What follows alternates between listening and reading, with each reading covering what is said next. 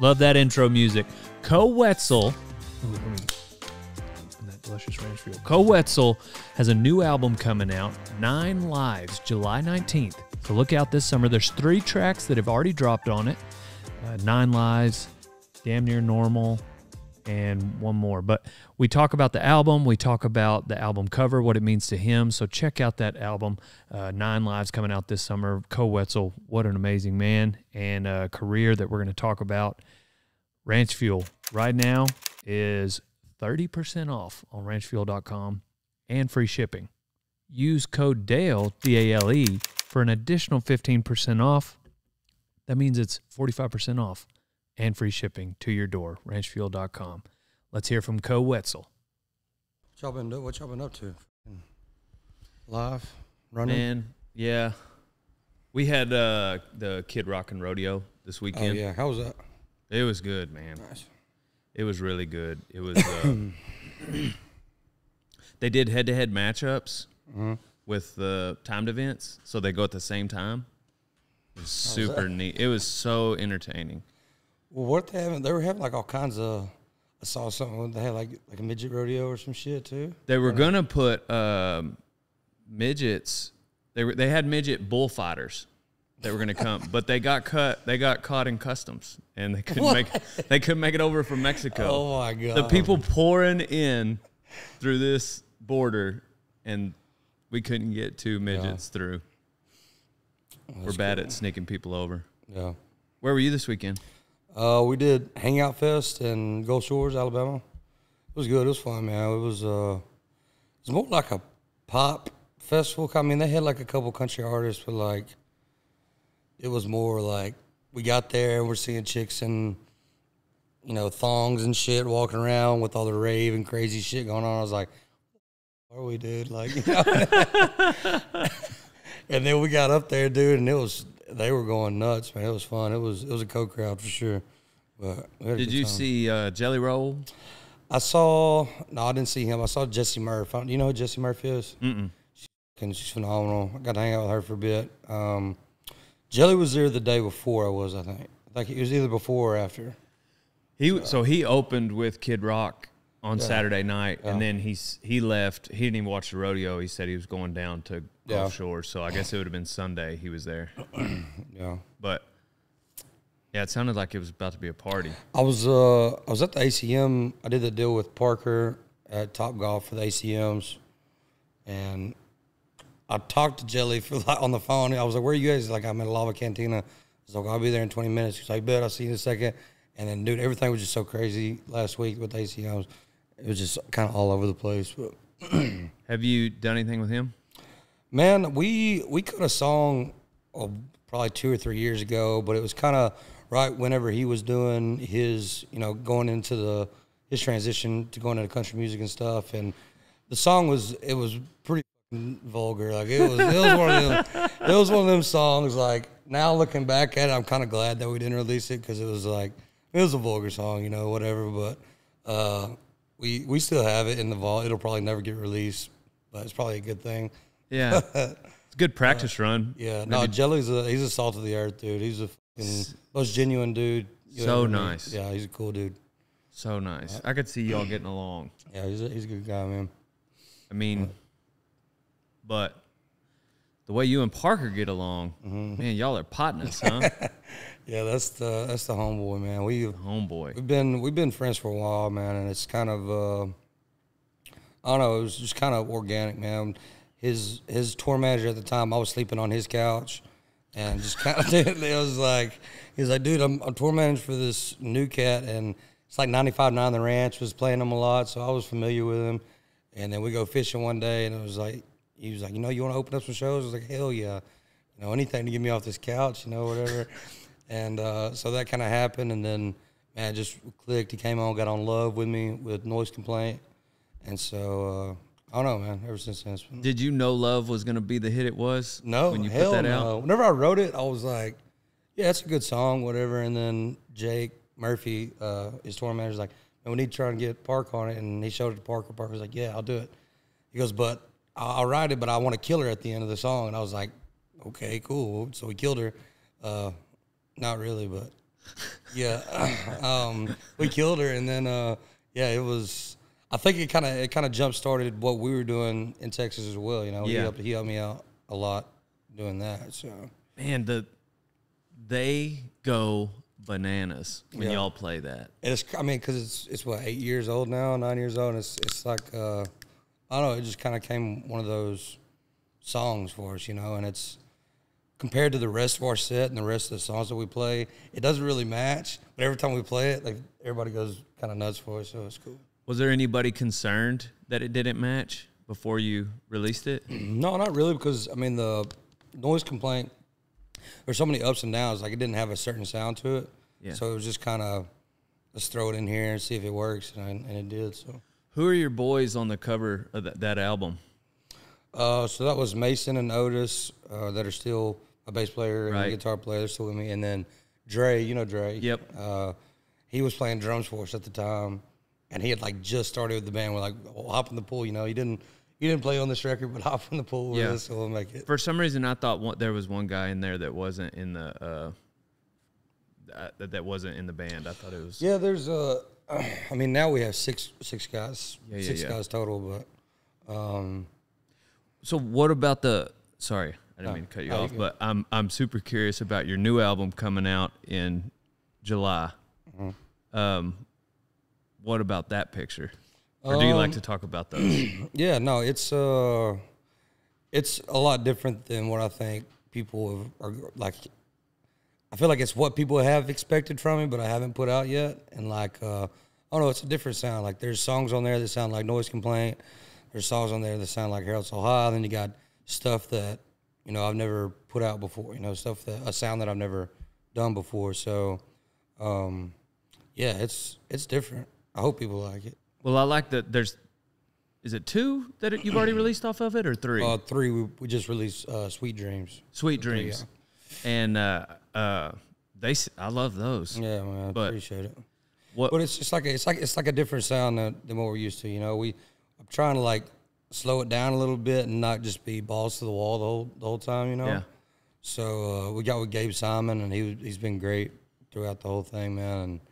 And he just kind of, you know, let's get more, you know, intimate and kind of deep dive more into who Co is instead of the rock star party animal that everybody, you know, knows from social media, and they've probably seen me around party with me. Man, it just seems like you just have always just stayed true to what you wanted to do. Yeah. I'm sure it'll work out for you on this next album as far as like if you're saying that the whole sound is just a little bit different, everybody's going to love it no matter what. For sure. But what is that house on the cover album? So that's where I grew up. That's what I thought. Yeah, that was the house I grew up in. I was like, man, I bet he lived there. It was crazy. My mom, she was kind of a little upset about it. She was like, I can't believe you're gonna put that out there. And I was like, what are you talking about? Like, we shot the video for Damn Near Normal. That was inside the house. And, you know, it's so much nostalgia and stuff. You know, growing up, it was the biggest house in the world, you know. And now going back in, it's crazy how small it is, you know, because it's a single wide house, you know. And I don't know, going back to my old bedroom and just the memories that kept flooding back and coming back on everything. It was really cool. So I said we weren't set on the album cover yet. You know, we had a couple ideas, and it was like perfect day. Like the sun was kind of going down, and I got JP, my photographer. He was like, just take a picture of it just in case, you know, and we'll see if it works out. And he sent it to me. I was like, absolutely, dude. We gotta throw it. That's awesome. Had anybody lived in it since you had left it? Yeah, so actually, that house has been there since like probably the 80s or so, I think, maybe like mid-80s. My cousins and them, they grew up in that house, and then we lived in it, and then my uncle Bubba, which Harold Saw High, his name was Harold, he passed away. All the stuff that's in there was his, you know, it's always just been there. He died in like 18 or 19, I think, 17 maybe. But yeah, he was the last one to live there. So it was just a whole family house, you know. The only reason I ask is like, I can only imagine walking in some of the houses I grew up in that nostalgia feeling you were talking about, and then like if there's any remnant of like your family history in there, it must have been just like, all right, guys, I need like 30 minutes to collect my. Well, it's just like it overcomes you. Like when as soon as you walk in, it's just like there's that feeling. It's kind of it's wild, man. So you're leaving tomorrow to go where? I'm leaving as soon as y'all get done. I'm heading back to East Texas, man. Oh dang! I'll go back. I bought a lake house there it's been a year now, last summer, and I always want to. I have a piece of land there, but I want to always have East Texas, in my backyard. So I'm gonna head there, and it's catfishing time, baby. It's that time. Dang, yeah. We should have done it. We should have done it there. We should have done it at the lake house, and y'all should have just stayed. And we should have noodled all week, bro. Dang. Are you gonna do some noodling? Oh yeah. Shit, it's time, man. Y'all got some spots over there? Yeah, dude. We've been. I think last year our biggest was like a 52 blue. She was big, but there's some big cats out there, man. I'm gonna edit out the lake name, but don't let me forget. We're gonna edit that lake name out. Damn, I wish I would have thought about that. Just came out. I forgot too. It's almost like at the end of the last 2 years. You've texted me at the end of the season and be like, man, we got to go next year because I'll post my pictures from Hannah. When you went with Hannah, was that the first time you had gone? No, I'd done it like just occasionally. Buddies would take me out there and I'd be like, no, this is stupid, whatever. Like growing up, living in East Texas, it wasn't as big as it is now. Hannah put I feel like everything on the map. You know, and so.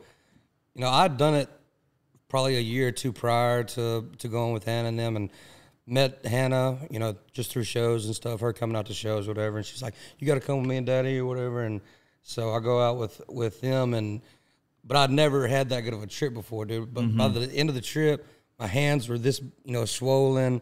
I had swimmer's ear, dude. I was sunburnt. I was like, I'm so pissed.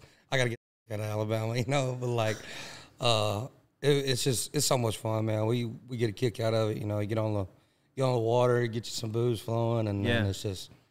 But was that first time you went with Hannah? Yeah, so I'd never been. It was like a bucket list thing. Yeah, because I had heard about it as a kid, but I grew up in like more West Texas, and so like I just never done it or known people to do it, but I'd heard about it, and I was like, dude, I got to grab a catfish.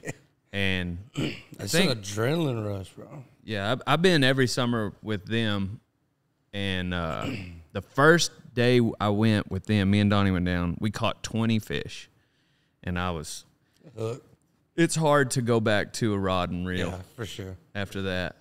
And it's like, man, it's that adrenaline rush. It's like you go in there, and they hit you, and you're like, you don't grab them, but it almost pisses you off a little bit. Like now coming after you, now it's just.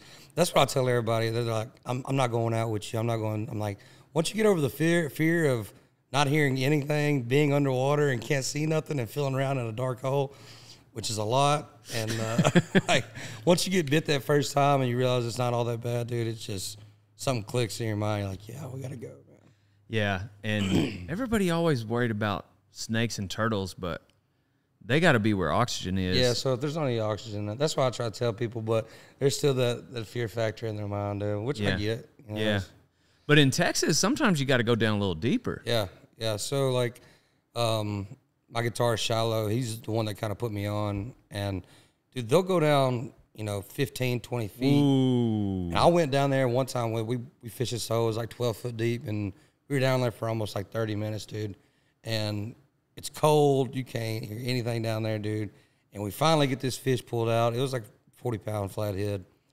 And, dude, I come up, and I've been on that hose just, breathing. And I come up, and I get so lightheaded, and the boat looked like it was a mile away. I was like, whoa.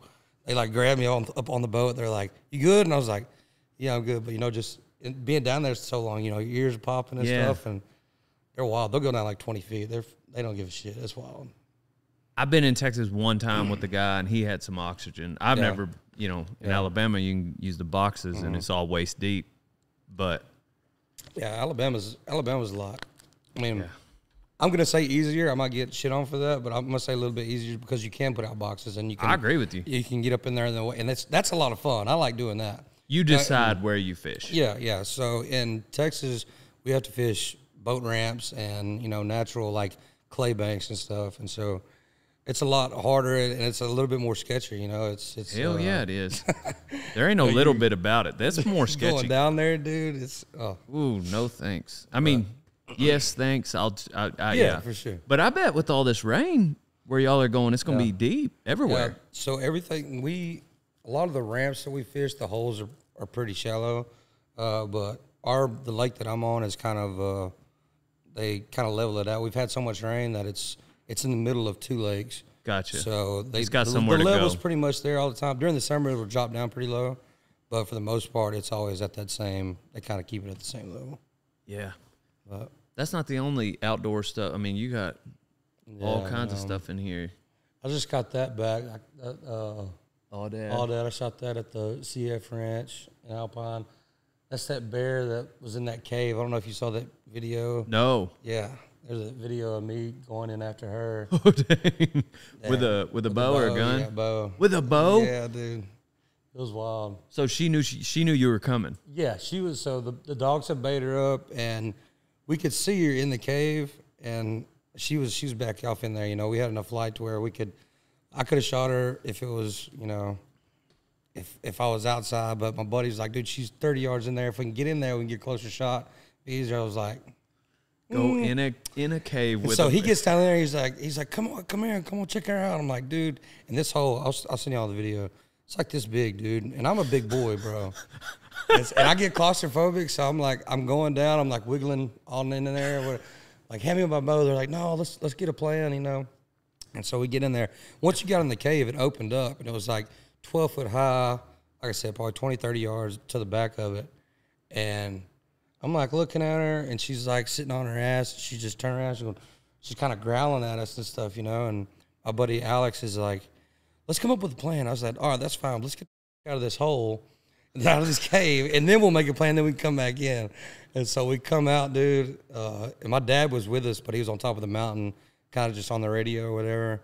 And he was like, if I would have been there, your ass would not have been going down in that hole, dude. I don't know what it was, but it was just something in me that adventurous, you know, curious. And optimistic. Yeah, I guess, dude. Once I got in there, that was some scary shit. I ain't gonna lie. Dude.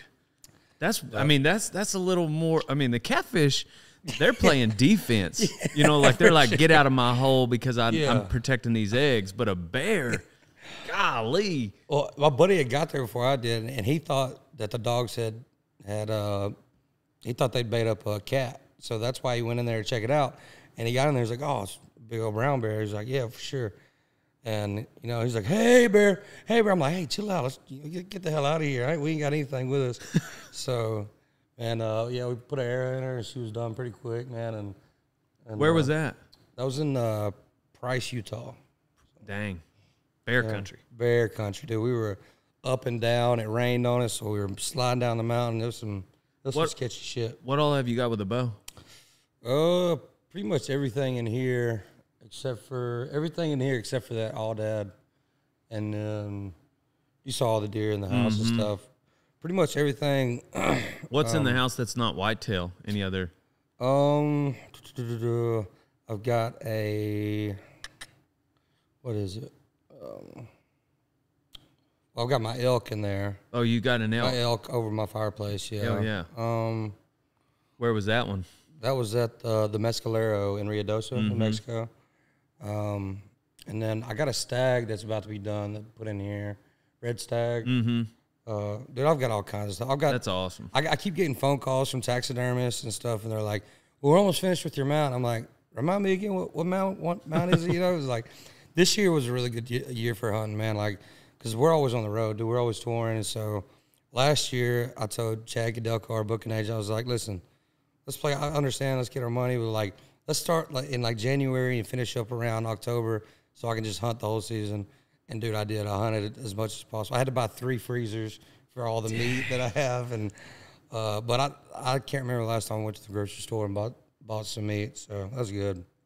But yeah, this year I'm gonna be finishing up tour like right at December. So I have like a month to hunt. So yeah. But man, I'm sure people ask you this all the time, but How do you have you been awarded yet like a lifetime supply of Taco Bell? Mm-hmm. Not yet, man. Not yet. Surely they've reached out. And to be honest with you, I'm still ready for the song to be like just done. I'm like, after I wrote it, I was like, all right, yeah, first 4 years, people were still digging it. But we still play on my shows, and it's like what most people come to hear, like the one song that people come to hear. And I'm like, fuck, bro. So I'll tell the guys all the time, like, we're going to scratch February 28th tonight. Like, no, you can't do that. You know, you can't do that. But, oh, man, that damn song. But the only thing I can relate to is just like the first few years that I made videos, I wore these mud boots that were so hot. Yeah. And I ended up wearing them forever. But like everybody was like, where's your mud boots? Where's your mud boots? And I had like started something that I had, anyway, I got away from it. Yeah. But like you're on that's a different level, but like playing a song and just like getting annoyed with it after. Dude, well, it was like Ray Wiley, or I can't remember who said, I think it was Ray Wiley. He was like, be careful what you write. You might have to play it for the rest of your life. I feel like it's one of those deals. And Larry Joe Taylor, he told me one time, he was like, do you think Jimmy Buffett, whenever he was playing shows, do you think that he ever sang one or played one set that he didn't play Margaritaville, you know? No kidding. So, I mean, I'm super thankful for the song, you know, and the way that people perceive it, because it's a true, I mean, it's a, who hadn't been there, you know, who hadn't been, you know, especially if you like to drink and party, you know, Taco Bell just hits a little bit different whenever you're a little hammered. So, I mean, it's a real song, but now that I'm 31 and just kind of slowing it down a little bit more, I'm like, Jesus Christ, can we not play this song tonight, please? You know. So, talking about slowing it down a little bit, what's your ideal year look like as far as like touring and everything? I've always said, you know, I'll play music probably forever, or hope to, you know. Right. Just because I love it. I love to do it, you know. And especially all the bullshit that you go through with the music and touring and being away. And, I mean, being a musician is hard. Being an artist is hard. I'm sure you understand, you know, as well. Just you're always go, go, go. I mean, I'll always do it just because I love it. But at the same time, it's just, I don't know. I don't really have an exact date on it. You know? Yeah, I feel like there's going to be a point to, if I decide to settle down and have a family or something, that I'm going to have to pull back on it a little bit more and maybe play less shows and stuff like that. But I think for the most part, I'll probably always, you know, play something. Play or just be in the studio and create music. You know, yeah. So, yeah. But for now, it's cut hay while the sun shines. Yeah, absolutely. If I didn't love it the way I did, I promise you, I wouldn't be doing it. I'd be doing something else. Yeah. We were talking on the way here. It seems like you're like a mentor and you like to take guys under your wings and like help young artists. Mm-hmm. Is that just, did somebody do that for you? What's inspired that?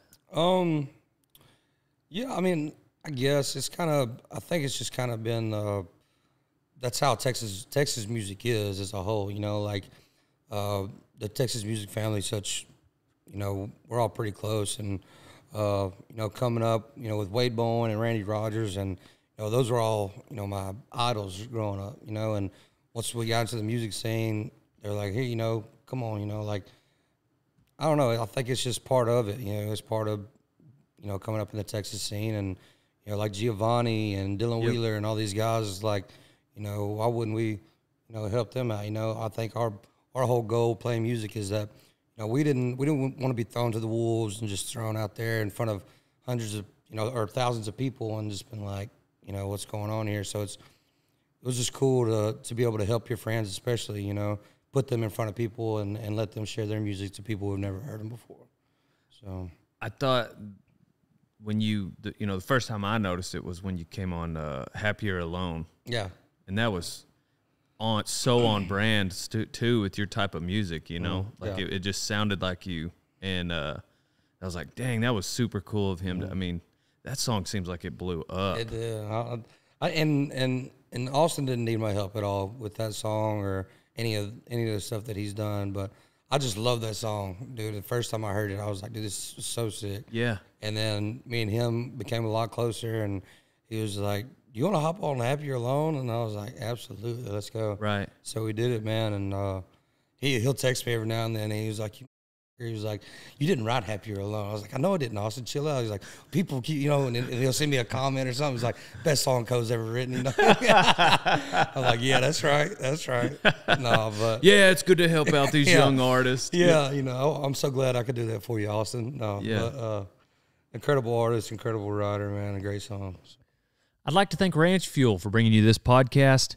This delicious energy drink is 30% off on ranchfuel.com. To get an additional 15% off, use code DALE, D-A-L-E. And you also get free shipping. So it's almost half off, delivered to your door for free on ranchfuel.com. Use code DALE. I'd like to thank American Hats, Total Feeds, Can-Am Side-by-Side, Rock and Roll Denim Jeans. Love that reflex. Last but not least, Mountain Ops Supplements. You need some protein? Go to Mountain Ops, old son. RodeoTime.com. Let's hear more from Wetzel. Where did Creeps come from? That was a badass song. So we got in the studio and we had we needed like a couple of those, you know, upbeat kind of more rock songs. And my buddy Andrew Bayless and Michael Whitworth and all them from Nashville, they sent Kimball, my producer at the time, they sent him the hook to Creeps. And they're like, "We don't have any verses for it, but y'all are more welcome to try." And they sent it to me, and I was like, "Absolutely." I think I wrote the verses in 20 minutes maybe. Dang. And so it was, that song is, every time we play that at a show, it's a madhouse, man. It's a good one. Yeah. Are there any other ones that kind of surprised you, like the way that, do you think there's any that's going to surprise you on this next album? Yeah, I think there's going to be a lot that surprise me on this new record, but like, just like the response on Damn Near Normal and 9 Lives and Sweet Dreams. Sweet Dreams, I knew it was a good song, and I still think it's a great song, but I didn't think that people would take to it the way they have, you know? So it's like, at this point, I don't even know. I mean, I'm always going to be biased, you know, and have my own opinion, but I don't know, dude. I think it's always the songs that you don't think are going to be big hits that turn out to be big hits. Like Drunk Driving, I had no idea that song was gonna. I wrote that on the back porch of my buddy's place in Alabama. Had no idea. There's bags. What's up, dude? What up? This is my bus driver, Bags, by the way. What's up, Bags? That's the perfect name for a bus driver. We named him that because he drives and it feels like he's just riding on bags. Oh, good. What else, man? Oh, yeah, but like Drunk Driving, we were on the back of my buddy's porch in Alabama, and I started the chorus to it. And they're like, "What's that song?" And I was like, "I don't know, I just came up with it." They're like, "Really?" So I went back and wrote the rest of it. And, you know, I've had buddies that, you know, passed away in car crashes and stuff like that. So kind of hit home. Like I said, I felt like it was a good song, but I just didn't know how crazy it was going to go. And now it's a, you know, platinum, about to go 2 times platinum, and it's just like, what the hell, you know? It's crazy.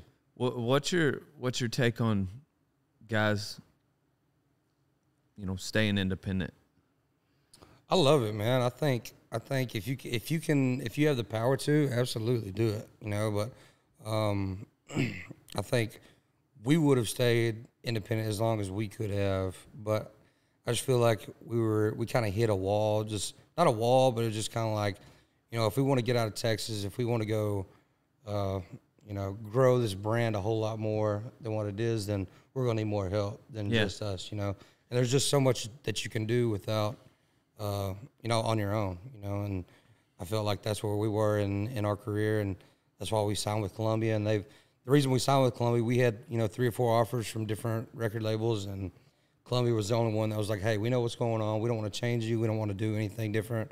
So we're going to give you the reins. You know, we'll help guide you and put you in places we think that's going to help y'all out. But other than that, just keep doing what you're doing." And I was like, hell yeah. And still to this day, it's been the exact same way. So that sounds like the same conversation Kojo had. Mm-hmm. And he had already cut his record. He was about to release it. And they were like, well, wait, let's see if we can figure something out.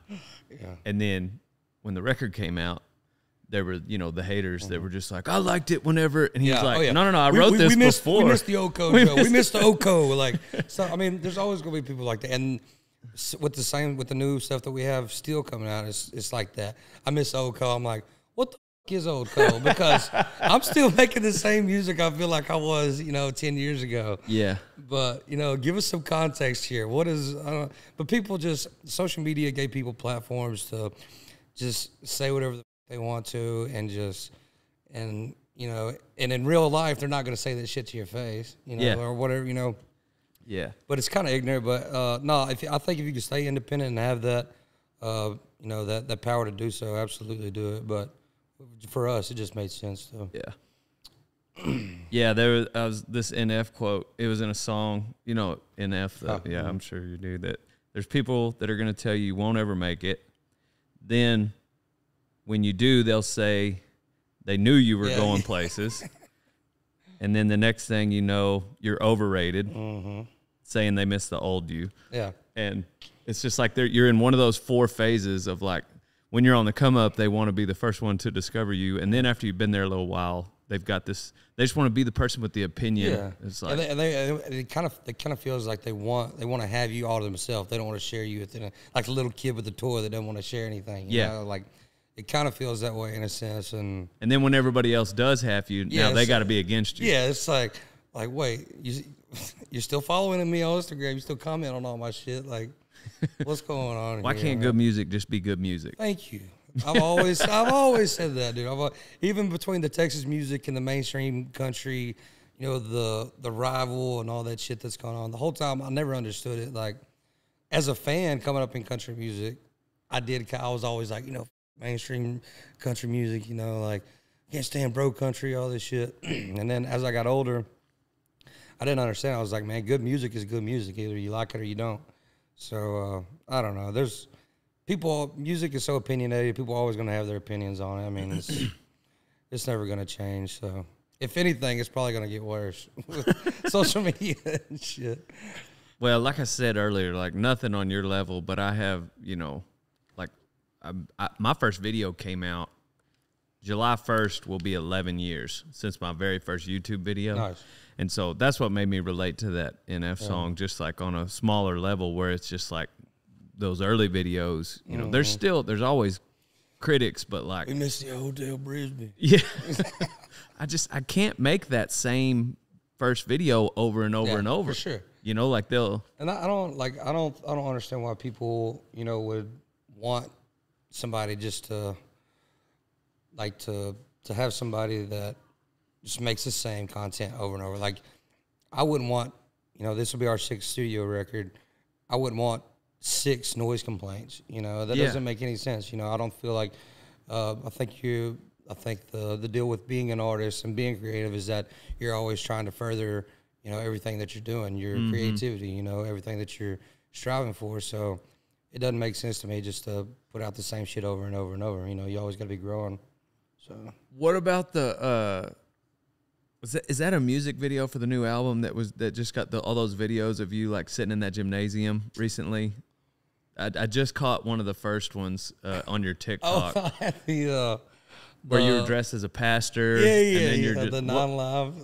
Is that? Oh, it's for 9 Lives. Yeah, so it was just like a promotion deal for the record. Like a little mini short film for the record. I was laughing my ass off watching those. Dude, so the idea for it, they were like, "Do we got to come up with something to promote the record?" And I was like, in 2 minutes, I was just like, "Why don't we get 9 different people, women, children, whatever it is, and then they all say they're Co-Wetzel, act like Co-Wetzel." And they're like, "Oh, that's a great idea." And then they come back like a day later, they're like, "Well, why don't you just do it?" And it'd be 9 different versions of you. And I was like, all right, let's go. We'll do it. And then, so we did. It took us all day to do it. It was so damn hard. Like, that makes sense. Yeah. So it was just. Because I was like, man, he's never done anything like this, but you looked like a natural at the comedy side of those videos. And I was like, man, I wondered if it was your idea, because if it had been in your idea, why hadn't you done a bunch of comedy videos before? Yeah. But you were just making the best of a situation. Yeah, I was just making the best of the situation. Like, Like, if people don't know me, man, I'm a goofball, man. Right. You ask the band, you ask anybody, man, I'm a goober. But so, I mean, that was all. It all felt pretty natural, and I'm glad it worked out the way it did because it turned out really great. JP and Wells Tony, they did a great job on it. And it, you know, I just kind of gave them the idea, and then they filled in all the blanks and everything, and it was great, man. So. The album's called 9 Lives, right? Yeah. Okay. And then that's for the song, and then there's a song 9 Lives on there. Yeah. Yeah, that was super cool. Man, whenever my first year at Music Fest, maybe it was 6 years ago, they asked me who I wanted to MC for, you know, and I was like, well, I want to, you know, for Co and a couple other people, but they put me on all of your shows that you did. I don't know if you remember. Yeah. Like, man, that guy's here a lot. You know, like, I don't know if you remember seeing me there. I think that might have. If that was your first year, then that would have probably been all last year at Music Fest. Okay, maybe. So I don't think we haven't done it in a while. And then they had COVID. That was before COVID, right? Yes. Yeah. Yes. Pre-COVID. Yeah. So that would have been our last time. Your first, my last time there. Cool. I thought it was 2 years that I introduced you, but it might have just been one because I did 4. I introduced you at 4 shows, so maybe it felt like 2 years, you know, just because I got to see. But I loved watching you live at those deals. Like, man, you obviously have that much energy every time. I bet. Yeah, man. It was Music Fest is so much fun, dude. When you get on the mountain, it's so much fun, and the altitude it gives you a little bit more. You know, drinking in the altitude like that gives you a little bit more pep. But, nah, man, we have fun. Energy is always like that on stage, man. It's kind of, I think that's why people keep coming back because they know what kind of show that they're going to get from us. And so we've always been balls to the wall when it comes to our live shows. And, yeah, man, I remember first time whenever you came to Music Fest, and it was the first time meeting you, and you were like, all right, I'm going to go out there. I'm going to announce you as the Post Malone of the country. Is that okay? And I was like, well, yeah, I guess. Well, nice to meet you, bro. Like, but yeah, no, it was Music That's Fest, what I thought. Fun, I was like, that was just like a hot take for me. I was like, man, this is like a Post Malone of our genre, you know? But really, that doesn't do you justice because now, like, Co Wetzel is Co Wetzel, you know? But you do a lot of collabs, it seems like, similar to, you know, he does some too, but one of which is like Snoop Dogg. Yeah. You and Snoop are buddies. That was crazy. Yeah. So Ian, his guy that does all his like VIPs and stuff, like they've been friends forever. And me and Snoop know a bunch of mutual people, so it was kind of I don't know, they were like, you know, Snoop and them, they want to do the 420 and shows and all that stuff, and I was like, hell yeah, let's go, let's do it. So, yeah, he's Uncle Snoop's. He's the man, dude. He's cool as shit. What have you done with Bob with Kid Rock? No, I haven't done anything with Bob yet. I met him one time at his house. I don't know if y'all probably talked about it or not, but just a little. Yeah, man, I went over there, dude. So we were been in Nashville for like 2 or 3 days. We were rehearsing for the new tour, and so every time I go to Nashville, it's like you get to meet up with all your old buddies, people you hadn't seen in a while. So we were out, stayed out all night, get to rehearsal, drink all day at rehearsal, run on hardly any sleep. And Bones Owens, I don't know if you know Bones. One of my good buddies out of Nashville. He's next door neighbors to Bob. And so he's like, dude, Bob's wanting you to come over, come over and hang out. And I was like, man, I'm pretty drunk right now, but let's go, dude. And we walk in, and he's sitting there in the studio. He's finishing up some stuff. And he's like, what's up, dude? We start talking. He goes, well, what would you like to drink? I was like, whiskey. He's like, hell yeah, let's go. So I don't think he was really drinking hardly at all then. And dude, me and Dre drink, the handles of Crown, the big handles of Crown. Yeah. Me and Dre, already pretty plastered at the time, drink one of those handles of Crown. And dude, it's kind of, and it goes back to like same shit, like, growing up kind of idolizing Kid Rock and, just loving everything about him. And, finally get to meet him, hang out with him. And he treats you just like anybody else, down to earth, dude. Dude, I get annihilated, bro. I get just out of my mind drunk. I show my ass so hard, dude. I'm out of my mind. And the last thing that I remember, you know, they're trying to get me to, all right, Cole, you getting there a little bit, you know, Dre and them, maybe we should leave. I'm like, oh, you know, me and Kid are passing around the guitar and stuff. And I think the last thing I remember him saying, I was like, $10,000. He's got the bowling alley down in his house. Yeah. $10,000, one bowl. And he goes, I'll give you $10,000 to get the fuck out of my house. I was like, all right, thank you, Mr. Kid. And I'm out. Like, he, in his words, he said, I love that. Yeah, that's what that's how he remembers you. So I woke up, dude, and I was like, oh my God, I'm calling Dre, and Dre's like, yep, you screwed up, dude. You screwed up. But he's like, he feels as bad as I do because he's so hungover, but he's trying to make me feel worse. I was like, Dre, you son of a bitch. I called Bones. He was like, yeah, I'm going to let it cool off for a couple of days. And then Bones called me a couple of days later. He was like, man, yeah, I talked to him. All good. You know, if anybody is going to understand, you know, it's just going to be Bob. So, no, a lot of love to Kid Rock, man. He's he is an American badass. Aren't you going on his tour? Rock the Country? So we've been doing that Rock the Country. Yeah. But, we've been doing, I think we have 2 more left. Gotcha. So, yeah, man. Well, he's obviously not that upset. I mean, that's what I was saying. Like, put you on the bill. Yeah, I haven't got to see him since then, and I'm sure we'll laugh about it next time I see him. But, yeah, I like to get to tell that story because we're like, oh, yeah, you and Kid Rock are buddies. I was like, buddies? Maybe? Yeah, like, we know each other, that's for sure, you know?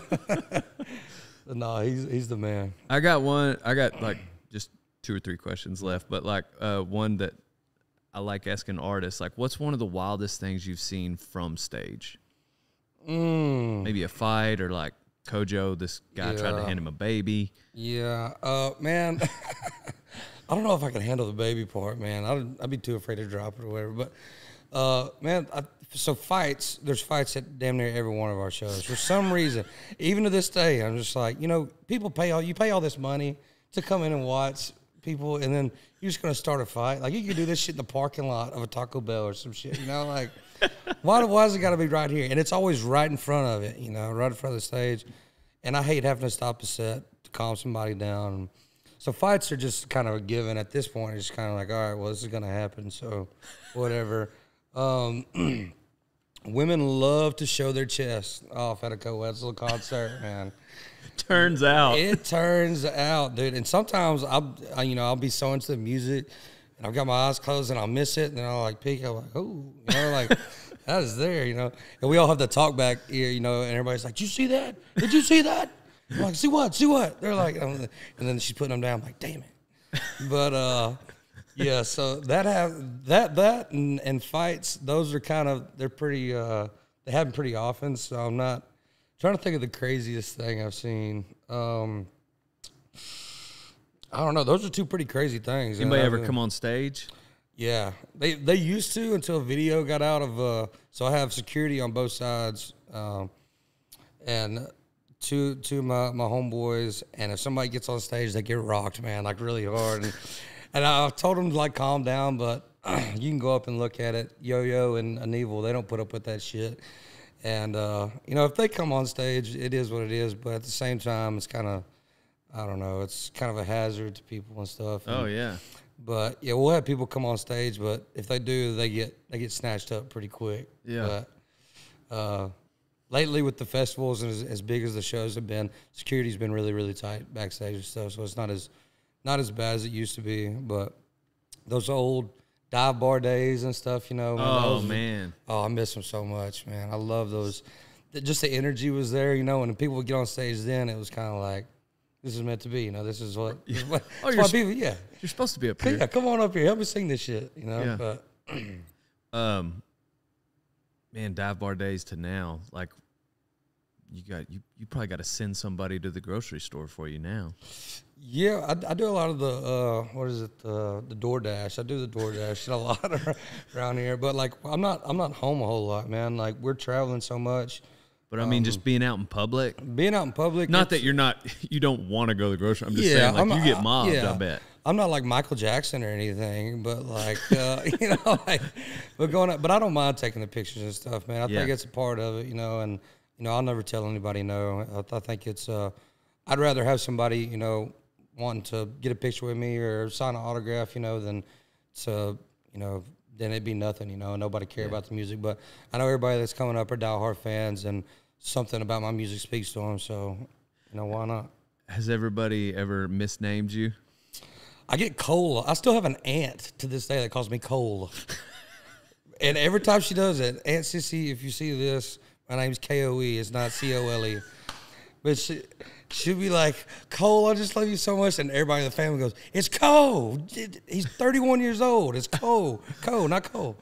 But, yeah. So it's hard to give a fan a hard time if your own family. Yeah. But, yeah. If my own family's still doing it, then how can I, oh, man. That's hilarious. It is what it is.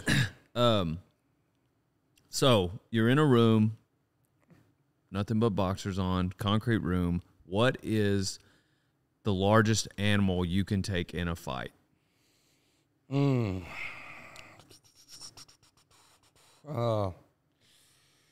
Probably a sea lion. A sea lion. What's the biggest sea lion? Elephant? Sea lion? I don't know. I don't know a lot about sea lions, to be honest. Me either, but I know they can't stand up and swing on me, though, That's a good point. Walrus. I'm gonna go walrus. A walrus. Walrus. Wow. Yeah, that's I'm big. thinking like stuff that can't stand up on hind legs and throw paws. That's valid. Yeah.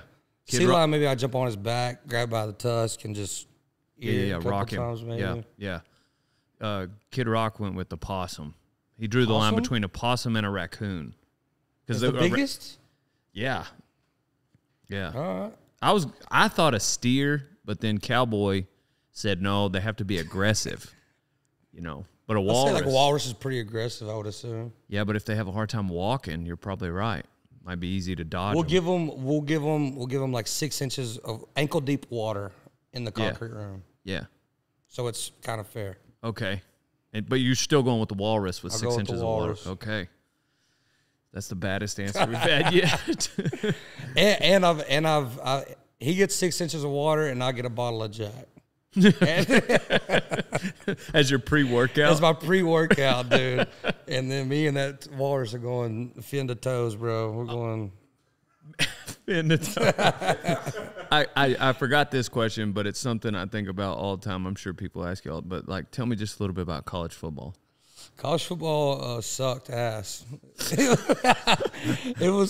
I had a great time. Like, I wouldn't trade it for anything, man. But going from high school football, and Friday Night Live, especially in Texas, to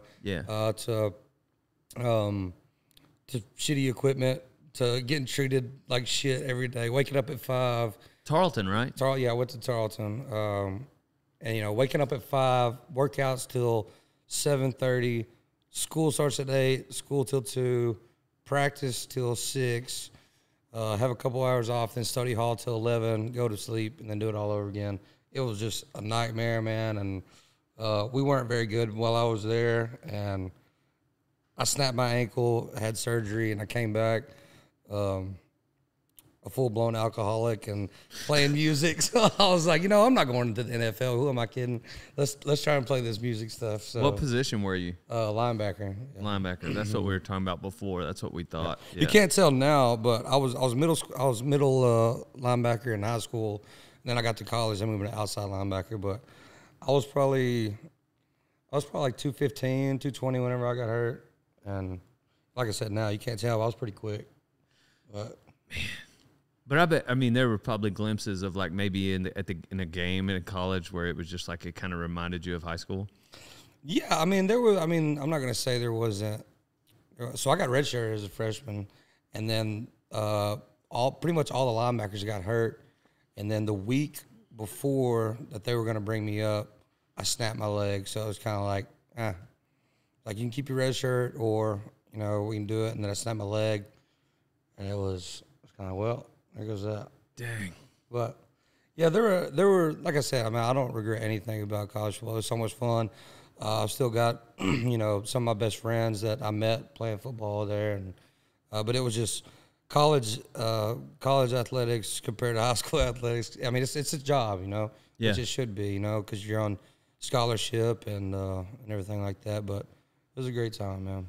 What if you had this? My last question. We'll let you get to East Texas. What like life advice that's been kind of just steady through your career that you can, whether it's a one-liner or not, just something you kind of go back to for fundamentals? Yeah, just being myself. You know, never forget where you came from. You know, don't try to be anything that you're not. I think that's kind of my mentality on everything. If it's through music, I mean, it's been through music. You know, anything that I'm doing, you know, is just I'm not trying to be anybody else than who I am, and I think just staying on that path and knowing who I am as a person and just going through life like that. I mean, it's helped me tremendously. You know, hopefully I can help somebody else. You know, but yeah. I don't see any reason in trying to be somebody that you're not. So, right. But well, thanks for coming on. I've been a fan since day one, since I met you. It was cool just how you treated me, and you had no reason to, you know, but it was just like, I don't know, you were real to me.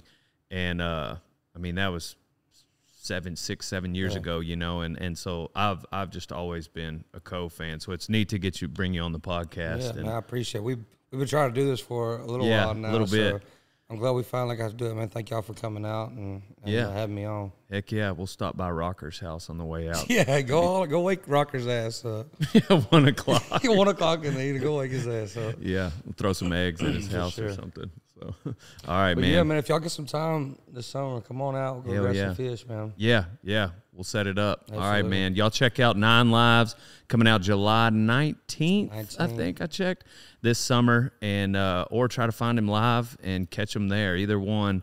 Listen to Wetzel wherever you listen to music, old son. I'm Dale Brisby. We're on to the next one. Pow, pow.